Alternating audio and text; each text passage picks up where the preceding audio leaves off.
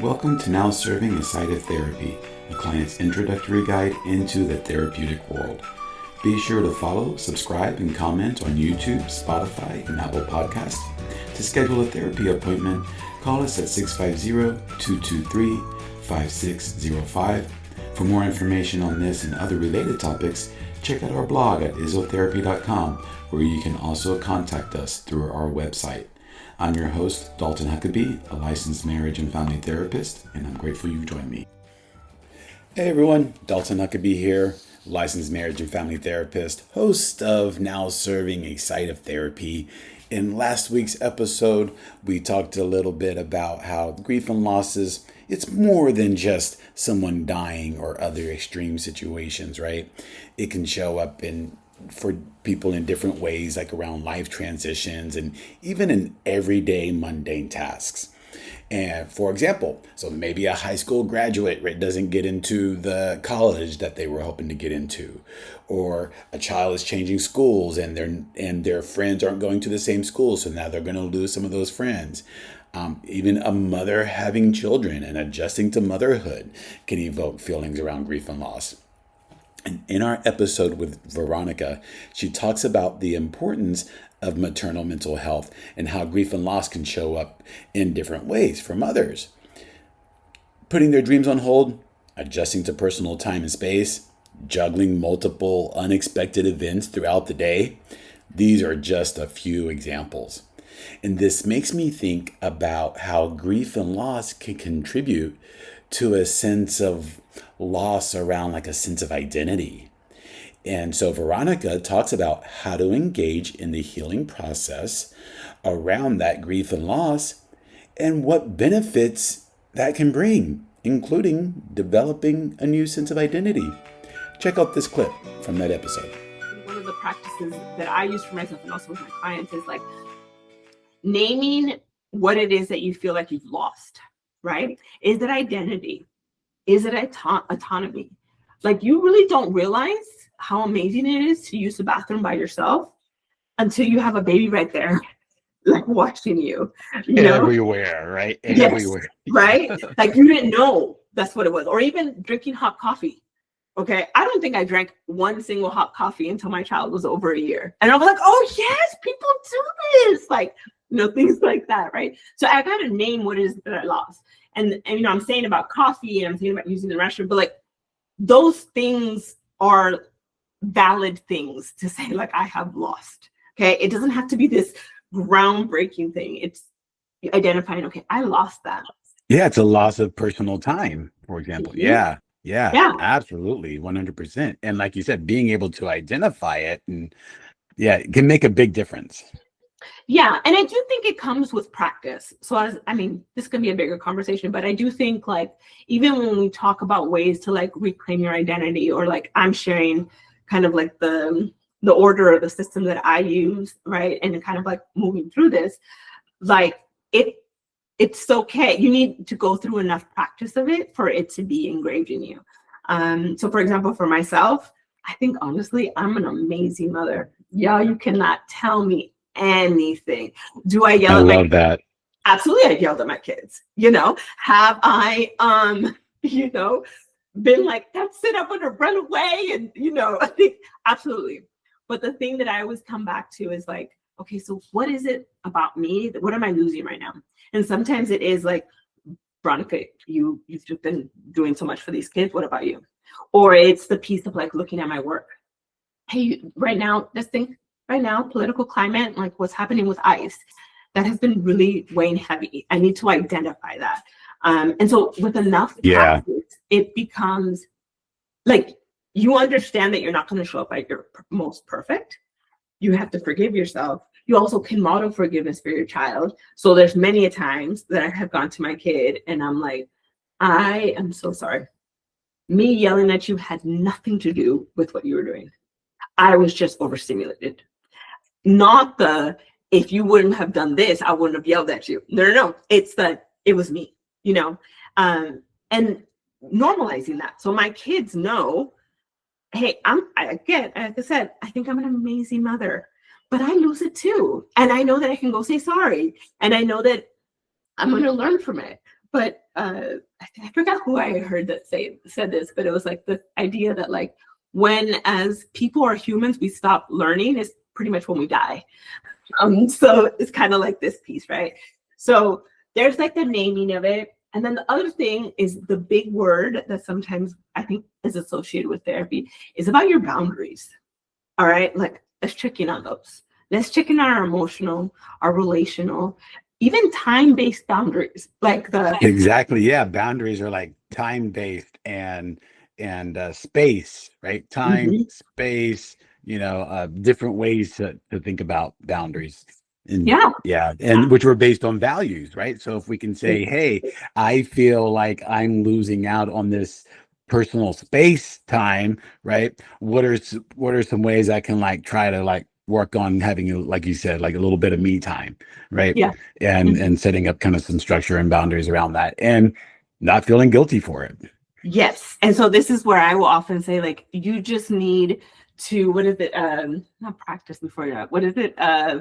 The idea that you pretend like you're already like that person, but you're not. Oh, Like like you're act as if. this, yeah, like act as if. Like sometimes this is what this needs to be. Okay. Because right, as a clinician, I'm looking at you cognitively. You're right, you've only had your experiences that you've had is what's framing what's happening here. So you want to give your brain a different experience. And so you may not believe it, but what would you say to your child? What would you say to a friend? Right. So looking at that. So naming it, boundaries, also putting away with this idea of self-care being like an indulgence. We need it all, and it looks different for all of us, right? But we need it to sustain ourselves. All right. Like it's not you. Self-care is different from self-compassion, right? Exactly. So self-care, bubble bath, right? Self-compassion, how can I treat myself the way I would a friend? Absolutely. And like I feel like I keep reminding people of that, right? And so when you're okay, so naming what's lost, really looking at your boundaries in regards to that area. And then, asking yourself, what are the things that I can do right now, like in a season? And this is where I want to emphasize that, like, for example, my kids are older. They're 8, 6, and almost 5. I can get a sitter and go take my ballet class and know that they're going to be okay.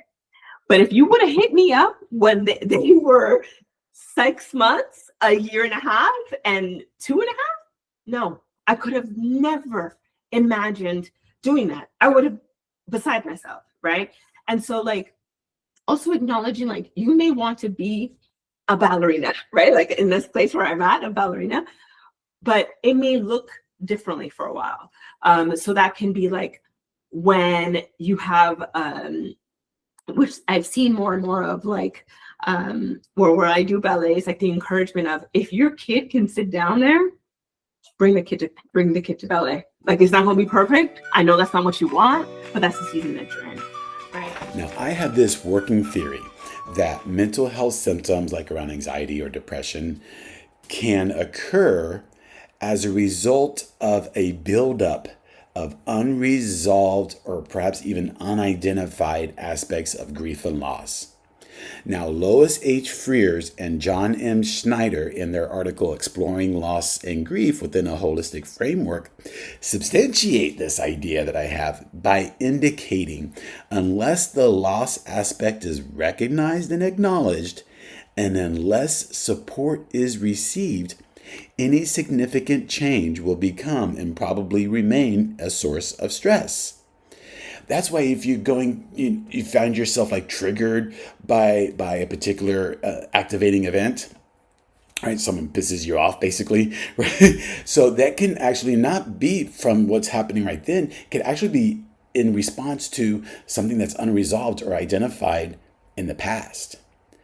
So we can see how this buildup of unidentified aspects of grief and loss can impact our functioning, our mood, and as a result, that can have a direct impact on our relationships, right? How we show up for ourselves and others, the very heart of what this podcast is about.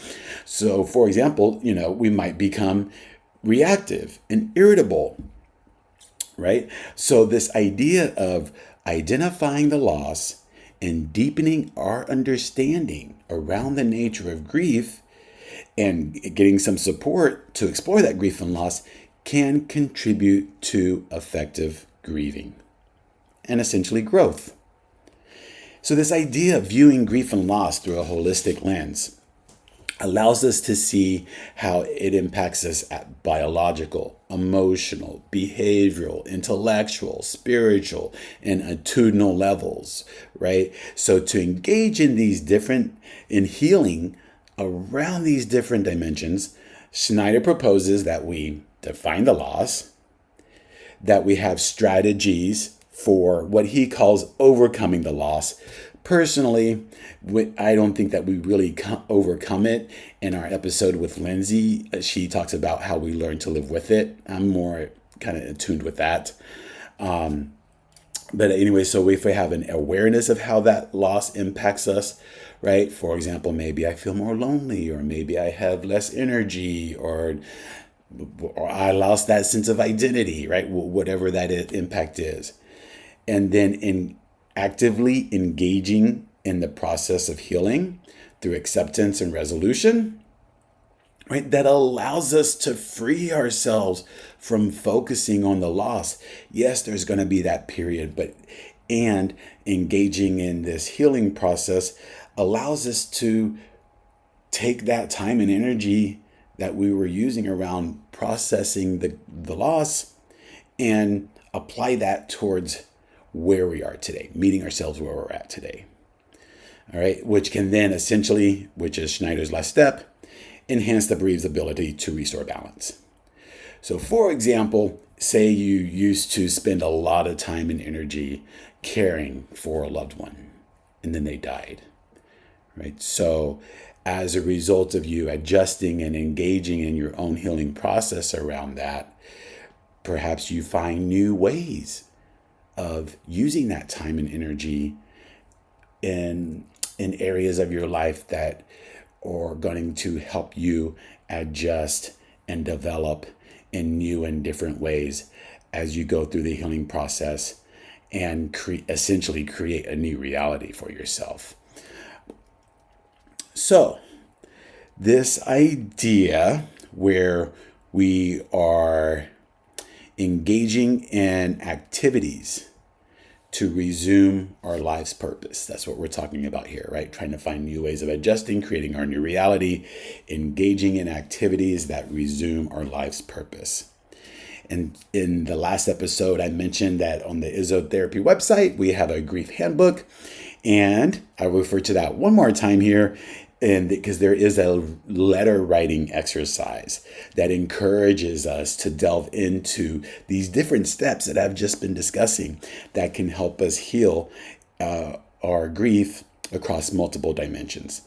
And so listen to this little snippet from one of her episodes around grief and loss. And thank you for listening. We're open to your feedback and your comments. And if you have any particular questions around grief and loss, we'd love to hear them. We talk about people assessing themselves, and that right there is a tool.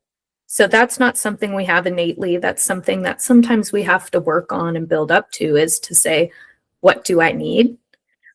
But being able to assess and say, I need help, that's huge.